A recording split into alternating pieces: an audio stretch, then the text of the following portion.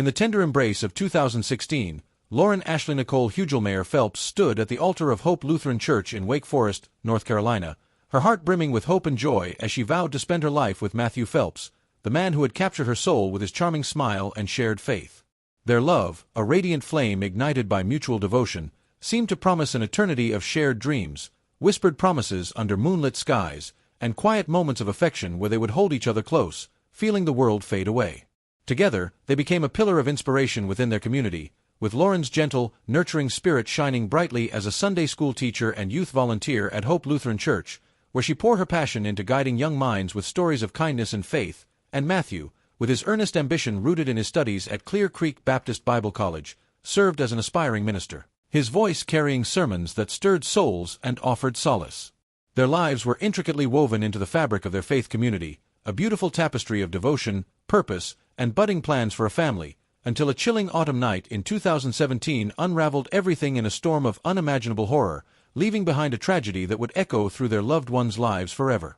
The details of Lauren and Matthew's early years remain somewhat shrouded in shadow, as if their pasts were guarded by an unspoken pact of privacy, perhaps to shield their families from further pain after the heartbreak. What little we know is pieced together from fleeting glimpses on social media, particularly Lauren's Instagram, where her vibrant, joyful spirit glowed through every post, and from heartfelt accounts shared by those who knew them. Lauren, born Lauren Ashley Nicole Hugelmeyer, grew up in a loving family with parents Dale and Lori Hugelmeyer and an older sister, Beth Agner, who described her as a compassionate soul with a passion for children, animals, and simple joys like Star Wars marathons and cozy evenings with her beloved dogs.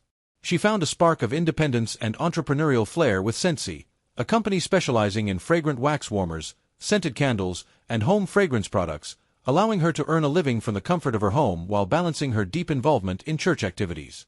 It wasn't just a job for Lauren, it was a small triumph, a creative outlet that brought her awards and recognition, her radiant smile captured in photos as she celebrated her achievements with friends and family. Though Scentsy carried the skepticism often associated with multi-level marketing schemes, it provided Lauren with a sense of purpose and financial stability, enabling her to support Matthew's theological pursuits while maintaining her own stay-at-home lifestyle. Meanwhile, Matthew's early life was marked by challenges. Born to a 17-year-old unwed mother, he was raised by his deeply conservative Christian grandparents on a farm, where their demanding work left little time for emotional nurturing, contributing to his lifelong struggles with untreated depression, anxiety, and low self-esteem. In high school, he dabbled in goth music and even Satanism, leading to expulsion after abusing cold medicine, but he turned his life around at a Christian school, excelling as a student and discovering a talent for preaching that led him to study missions and evangelism at Clear Creek Baptist Bible College, affiliated with the Kentucky Baptist Convention. Lauren and Matthew's love story began in the golden hues of mid-2014, when their paths crossed amid shared church circles, sparking an instant connection that felt divinely orchestrated. By November, they were inseparable, their bond sealed with laughter, shared prayers, and romantic gestures like surprise picnics where Matthew would gaze into Lauren's eyes, telling her she was his answered prayer. Lauren's family saw in Matthew a man of apparent integrity, clean-cut and sincere, the kind of partner who seemed to complete her with his encouragement and affection. He allowed her to be her truest self, embracing her quirks, like her enthusiasm for cute outfits and playful hobbies, with unwavering love, often surprising her with small tokens that made her heart flutter. Their social media posts painted a portrait of pure bliss, candid moments of Lauren's eyes sparkling with delight as Matthew held her close during sunset walks, their hands intertwined as they navigated life's simple joys together. When Matthew proposed on Valentine's Day 2016, it was a moment of sheer magic, with him kneeling under a canopy of twinkling lights, promising her a lifetime of adventure and faith. Their wedding later that year at Hope Lutheran Church was a heartfelt celebration of love's triumph, surrounded by family and friends, where time seemed to pause as they exchanged vows, their first kiss as husband and wife sealing a promise of forever. Yet, beneath the polished surface of their social media facade, cracks were forming, invisible to the outside world but growing wider with each passing day, as the realities of married life exposed hidden struggles. Marriage, for Lauren and Matthew, was a union that promised unity and shared dreams but instead delivered a torrent of discord and heartache. Married for less than a year by the time tragedy struck, the merging of their lives brought with it the heavy weight of shared finances, a burden that severely tested the strength of their once idyllic love. When they were dating, their independence allowed them to share only what they chose, preserving a sense of freedom and mystery. But as husband and wife, the obligation to lay bare every detail, bank statements, spending habits, and secrets exposed deep fault lines in their relationship. Lauren, ever prudent, resourceful, and careful with her life choices, discovered a troubling truth about Matthew. His spending was a wildfire, unchecked and voracious, consuming their modest means and plunging them into potential debt. Friends and family later whispered of his extravagance, a lifestyle that far outstripped their income from Lauren's Sensi work and Matthew's part-time jobs, leaving her to grapple with the painful reality that the man she adored was spiraling out of control. She confronted him repeatedly, her voice steady but laced with concern, her heart heavy as she pleaded for restraint during tearful evenings where she would hold his hands, hoping her love could guide him back. Matthew tried, or so it appeared, making promises in moments of remorse, but his vows crumbled under the weight of his compulsion, each impulsive purchase serving as a temporary bandage for his deeper discontent and mental health struggles that Lauren couldn't fully mend. The tension in their Raleigh apartment grew palpable, a silent storm brewing between them that overshadowed their romantic nights and shared meals. Lauren, with her deep love for Star Wars adventures, her adoration for dogs that brought her endless joy, her passion for volunteering with youth groups at church, and her dreams of starting a family filled with laughter and faith, clung desperately to the hope of salvaging their marriage. She restricted Matthew's access to their bank accounts in a bid to rein in his recklessness, but he always found clever ways to circumvent her safeguards, each betrayal chipping away at the trust they had so carefully built. Their arguments became a vicious cycle of despair, with Lauren's heart aching as she realized the man she married, the one who once made her feel cherished with gentle kisses and supportive words, was slipping away into a shadow of himself. By mid-2017, she confided in close friends and her sister Beth, her voice trembling with doubt and fear, admitting that their marriage might not survive the mounting pressures. Worse still, a gnawing suspicion took root in her soul. Matthew might be unfaithful, a gut feeling fueled by late nights and secretive behavior, though she lacked concrete proof.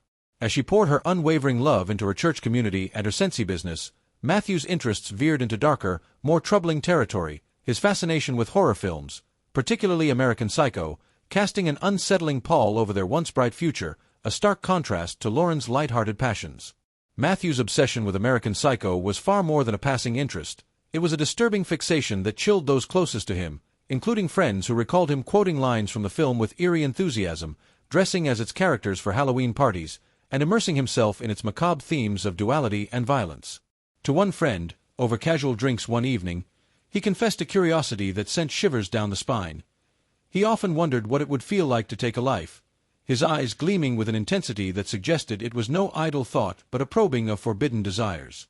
This darkness, intertwined with his history of a failed first marriage, where his previous wife had fallen in love with another man during a mission trip, leaving him heartbroken and adrift, compounded his unraveling personal life, setting the stage for a tragedy that would unfold on September 1, 2017.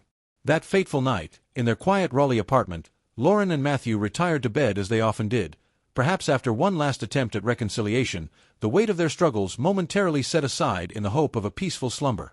But Matthew, long plagued by chronic sleeplessness stemming from his anxiety and depression, had taken a heavy dose of quercetin cough and cold medicine, chasing elusive rest in a haze of over-the-counter medication. What followed was a nightmare that blurred the fragile line between dream and brutal reality, a moment that would shatter their world and Lauren's promising life irrevocably. In the dead of night, Matthew awoke, his mind clouded by disturbing, vivid dreams he couldn't shake, induced by the high dose of medication. Stumbling disoriented to the bedroom doorway, he flicked on the light, and the horrifying sight before him stole his breath away. Lauren lay lifeless on the floor, her body surrounded by crimson stains that painted the room in a scene of utter horror. A knife rested ominously on the bed, and Matthew's clothes were drenched in red from head to toe. Panic seized him, and he dialed 911, his voice trembling and breaking as he spoke to the dispatcher. "I had a dream," he stammered, his words faltering in disbelief, "and then I turned on the lights and she's dead on the floor. I think I killed my wife." The call was a chaotic blur of shock and confusion, his voice laced with apparent horror as he described the gruesome scene, insisting he had taken far too much quercetin cough and cold, that he had no memory of the act, and repeatedly sobbing that Lauren didn't deserve this fate. Yet, when police arrived at their apartment, they noticed something peculiar and damning.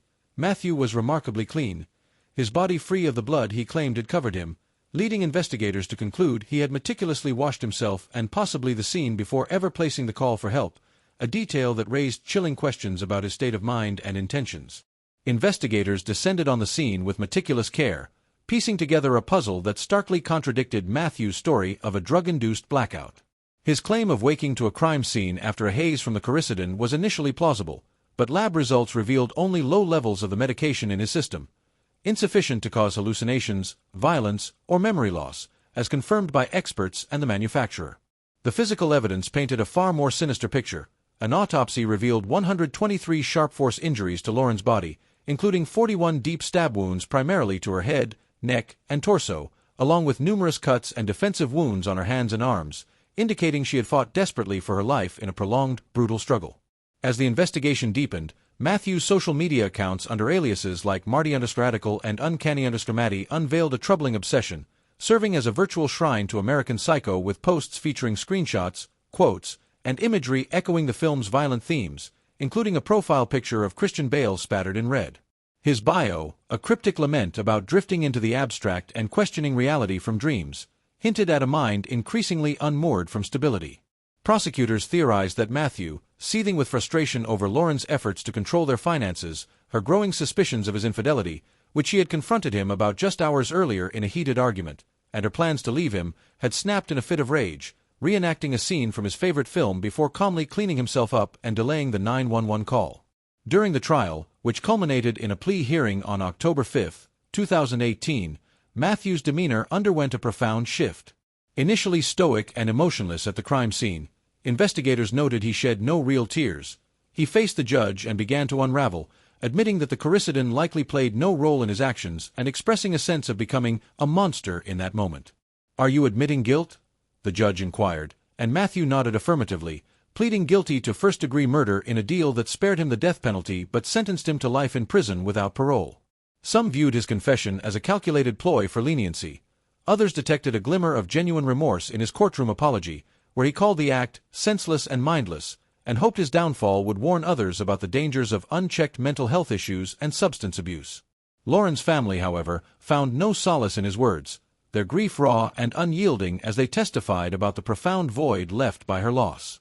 Lauren's family, devastated beyond measure, has spoken out with heartbreaking candor about the case, painting a vivid picture of a woman whose light was extinguished far too soon. Her father, Dale Hugelmeyer, haunted by deep regret, recalled her final weeks marked by uncharacteristic paranoia, edginess, and fear, as if she intuitively sensed the impending danger. He lamented not probing further, saying, "I think about it every day. What I did wrong. What I missed. Till this day I just regret not knowing or keeping my eyes open and watching. I just took everything as is." He firmly believed the crime was premeditated from the outset, a calculated act by the man he once welcomed as a son-in-law. Lauren's mother, Lori Hugelmeyer, overcome with sorrow, expressed her longing to hold her daughter one more time, her tears a testament to the unbreakable bond they shared. Her sister, Beth Agner, revealed a devastating truth.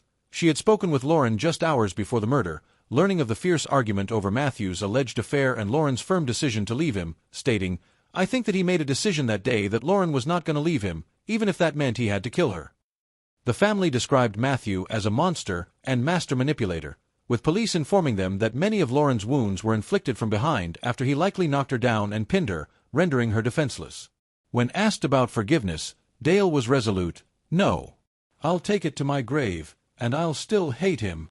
The entire ordeal has left Lauren's loved ones heartbroken, grappling with a loss that words can scarcely capture, yet they honor her memory by remembering her as a beacon of kindness, faith, and love. In the end, Matthew was sentenced to life in prison with no possibility of parole, a measure of justice that offers scant comfort to a family forever scarred. Now, I can already anticipate that some might rush to condemn this as the act of a Christian man, decrying faith as a facade for hypocrisy. But let me be clear, Matthew was not a true man of faith.